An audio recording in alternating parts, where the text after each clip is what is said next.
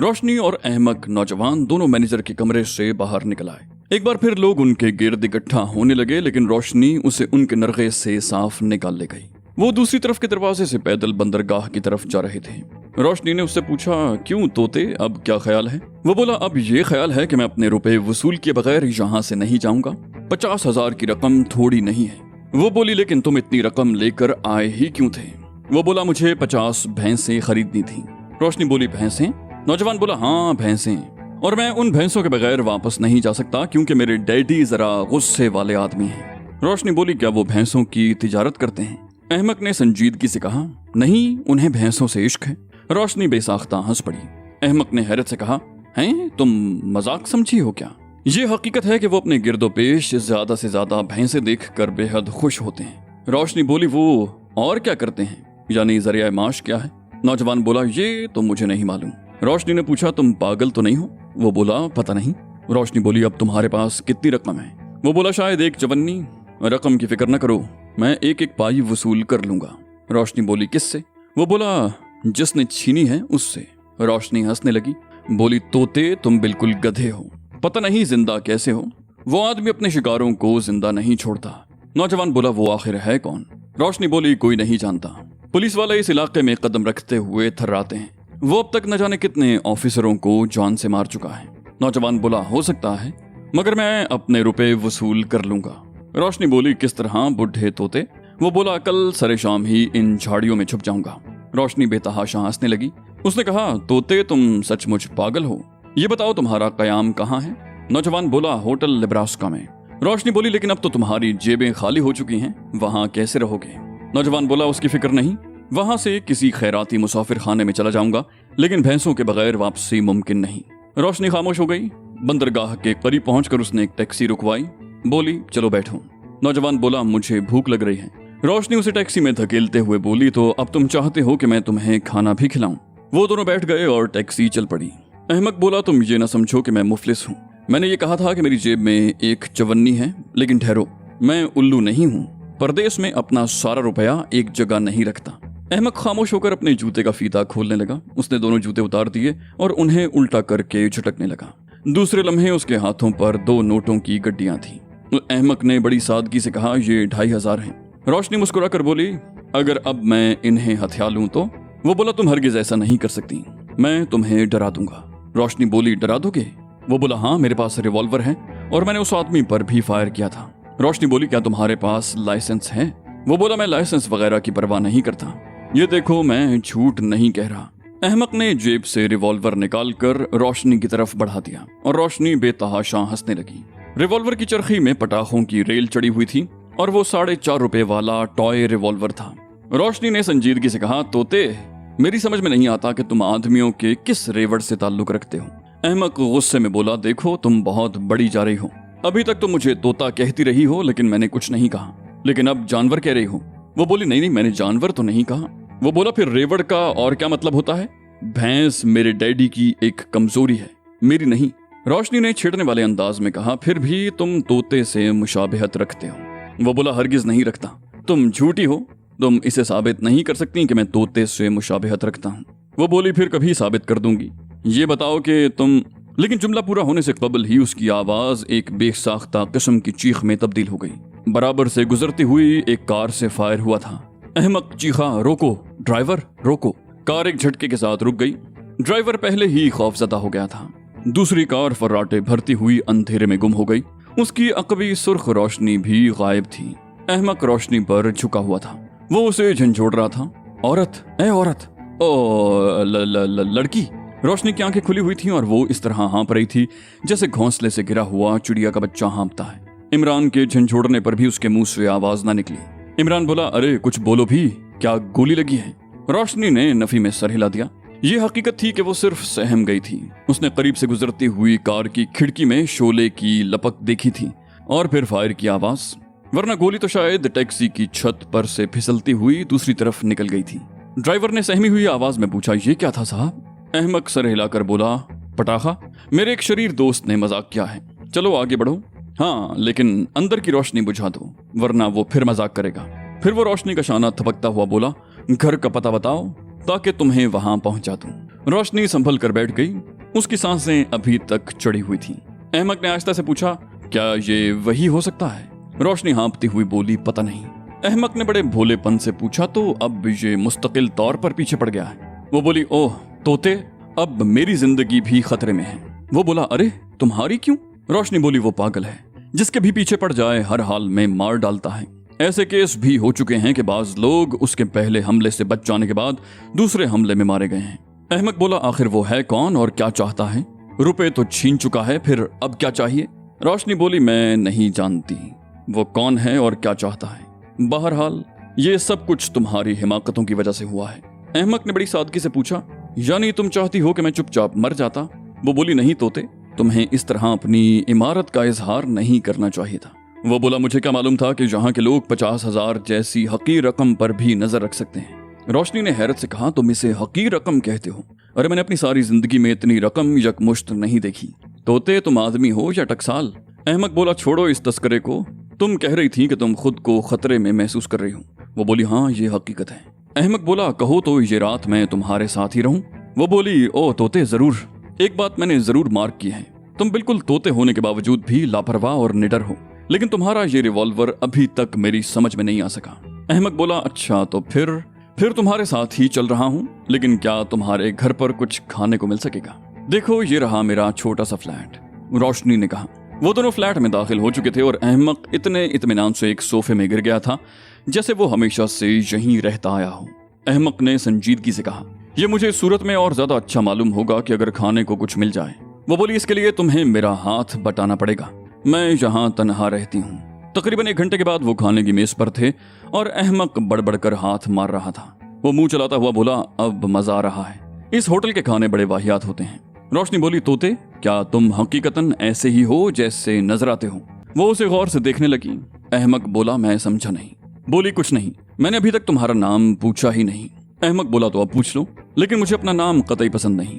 रोशनी बोली, क्या नाम है तुम्हारा? अहमक बोला, इमरान, अली इमरान। रोशनी ने पूछा, क्या करते हो? वो बोला, खर्च करता हूँ, जब पैसे नहीं होते तो सब्र करता हूँ। बोली, पैसे आते कहाँ से हैं? इमरान ठंडी सांस लेकर बोला, ओहो, ये बड़ा बेढब सवाल है। अगर किसी इंटरव्यू में पूछ लिया जाए तो मुझे नौकरी से मायूस होना पड़े। मैं बचपन से यही सोचता आया हूँ कि पैसे कहाँ से आते हैं, लेकिन अफसोस आज तक इसका जवाब पैदा नहीं कर सका। बचपन में सोचा करता था कि शायद रुपए बिस्किट से निकलते हैं। रोशनी बोली, बहरहाल तुम अपने मुतल्लिक कुछ बताना चाहते हो? इमरान बोला, अपने मुतल्लिक मैंने सब कुछ बता दिया है, लेकिन तुम ज्यादातर ऐसी ही बातें पूछ रही हो जिनका ताल्लुक मुझसे नहीं बल्कि मेरे डैडी से है। वो बोली, मैं समझी, यानी तुम खुद कोई काम नहीं करते। इमरान बोला, उफ़ो, ठीक, बिल्कुल ठीक। बाज़ औक़ात मेरा दिमाग गैर हाजिर हो जाता है। गालिबन मुझे तुम्हारे सवाल का यही जवाब देना चाहिए था। खैर, तुम्हारा नाम क्या है? वो बोली, रोशनी। इमरान बोला, वाकई तुम सूरत से ही रोशनी मालूम होती हो। वो बोली, क्या मतलब? इमरान ने कहा, फिर वही मुश्किल सवाल, जो कुछ मेरी जबान से निकलता है उसे मैं नहीं समझ सकता, बस यूं ही। नहीं, क्या बात है? गालिबन मुझे ये कहना चाहिए था कि तुम्हारा नाम भी तुम्हारी ही तरह क्या है?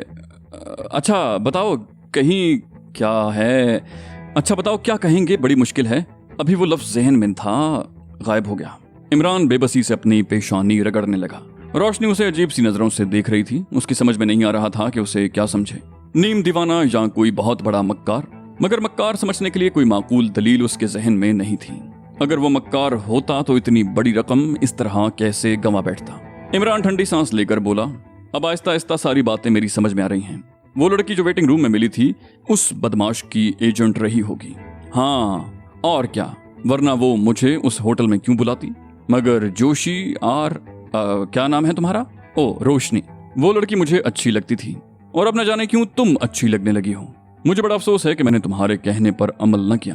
क्या तुम अब मेरी मदद नहीं करोगी? रोशनी बड़े दिलावेज अंदाज में मुस्कुरा रही थी। बोली, मैं कैसे मदद कर सकती हूँ? इमरान बोला, देखो रोशनी, वाकई ये नाम बहुत अच्छा है। ऐसा मालूम होता है जैसे जबान की नोक मिस्री की डली से जा लगी हो। वाह वाह वाह वाह। हाँ, तो मैं अपनी खोई हुई रकम वापस लेना चाहता हूँ। वो बोली, नामुमकिन है, तुम बिल्कुल बच्चों की सी बातें कर रहे हो। तुमने वो रकम बैंक में नहीं रखवाई थी कि तुम्हें वापस भी मिल जाए? इमरान बोला, कोशिश करे इंसान तो क्या नहीं हो सकता। क्या तुमने नेपोलियन की जिंदगी के हालात नहीं पढ़े? रोशनी बोली, मेरे तोते, तुम इतनी जल्दी पालने से बाहर क्यों आ गए? इमरान किसी जिद्दी बच्चे की तरह झल्ला कर बोला, मैं मजाक के मूड में नहीं हूँ। रोशनी की हंसी तेज हो गई। वो बिल्कुल उसी तरह हंस रही थी जैसे किसी नासमझ बच्चे को चिढ़ा रही हो। इमरान बिगड़ कर उठता हुआ बोला, अच्छा तो मैं जा रहा हूँ। वो यकबयक संजीदा हो गई, बोली, ठहरो ठहरो, चलो बताओ क्या कह रहे थे। इमरान बैठता हुआ बोला, नहीं बताता, मैं किसी से मशवरा लिए बगैर ही निपट लूंगा। वो बोली, नहीं मुझे बताओ तो तुम क्या करना चाहते हो। इमरान बोला, कितनी बार हलक फाड़ूं कि मैं अपने रुपए वसूल करना चाहता हूँ। रोशनी कुछ सोचती हुई बोली, खाम ख्याली है बचपना, इस इलाके में पुलिस की भी दाल नहीं गली।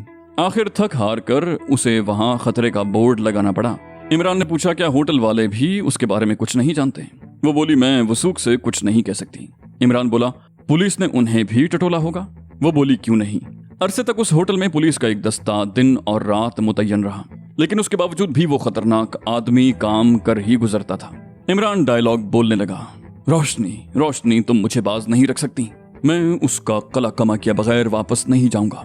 रोशनी झुंझला गई, बोली, बकवास मत करो। फिर बोली, जाओ उस कमरे में सो जाओ, बिस्तर सिर्फ एक है, मैं यहाँ सोफे पर सो जाऊंगी।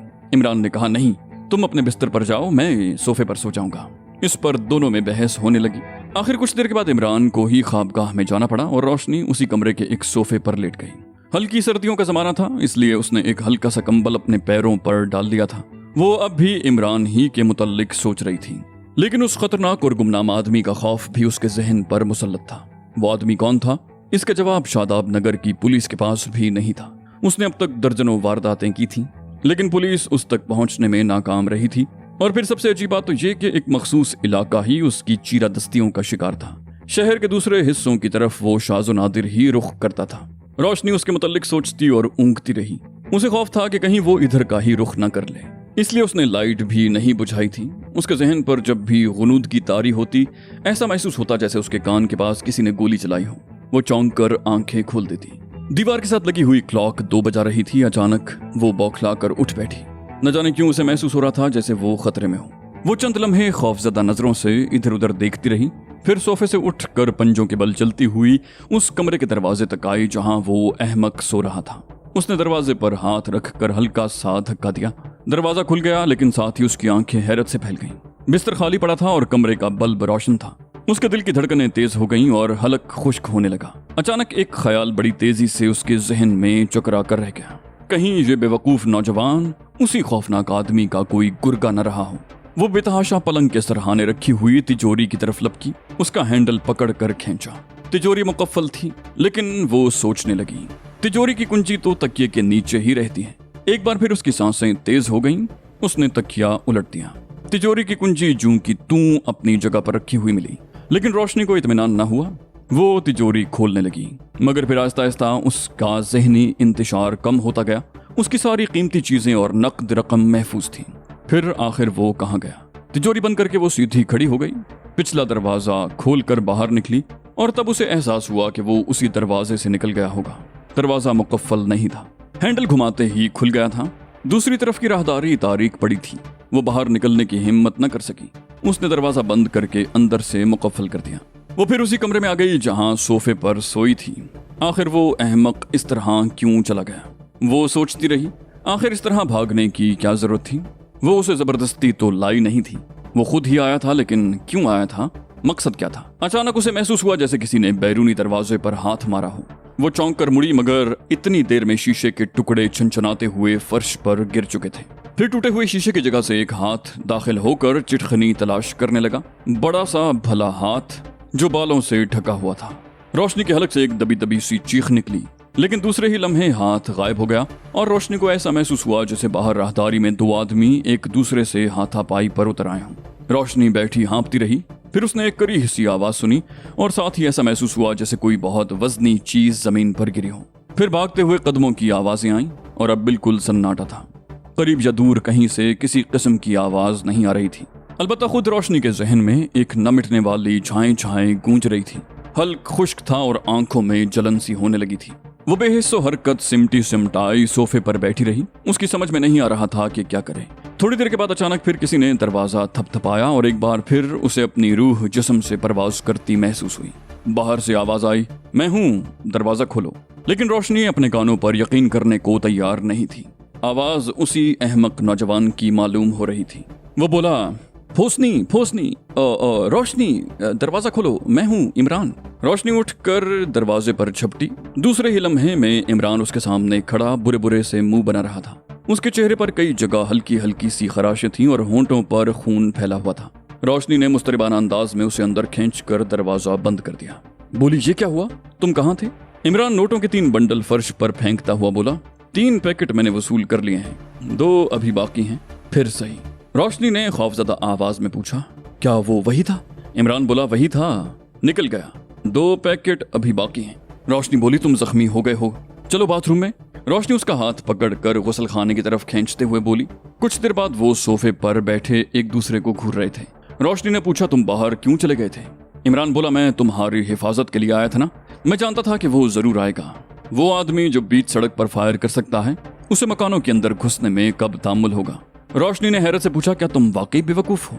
इमरान बोला, पता नहीं, मैं तो खुद को अफलातून का दादा समझता हूँ, मगर दूसरे कहते हैं कि मैं बेवकूफ हूँ। कहने दो, अपना क्या बिगड़ता है? अगर मैं अक्लमंद हूँ तो अपने लिए, अहमक हूँ तो अपने लिए। रोशनी खुश्क होंठों पर जबान फेर कर बोली, तो अब वो नामालूम आदमी मेरा भी दुश्मन हो गया? इमरान बोला, जरूर हो जाएगा, तुमने क्यों मेरी जान बचाने की कोशिश की थी? वो बोली, मगर मैं क्या करूं? क्या तुम हर वक्त मेरी हिफाजत करते रहोगे? इमरान बोला, दिन को वो इधर का रुख ही नहीं करेगा, रात की जिम्मेदारी मैं लेता हूँ। रोशनी बोली, मगर कब तक? इमरान बोला, जब तक कि मैं उसे जान से न मार दूं। रोशनी बोली, तुम आखिर हो क्या भला? इमरान बुरा मानकर बोला, मैं बला हूँ? वो बोली, ओ डियर, तुम समझे नहीं। इमरान मसरत आमेज लहजे में चीखा, डियर? यानी कि तुम मुझे डियर कह रही हो? रोशनी मुस्कुराकर बोली, हाँ हाँ, क्यों, क्या हर्ज है? क्या हम गहरे दोस्त नहीं हैं? इमरान मखमूम आवाज में बोला, मुझे आज तक किसी औरत ने डियर नहीं कहा।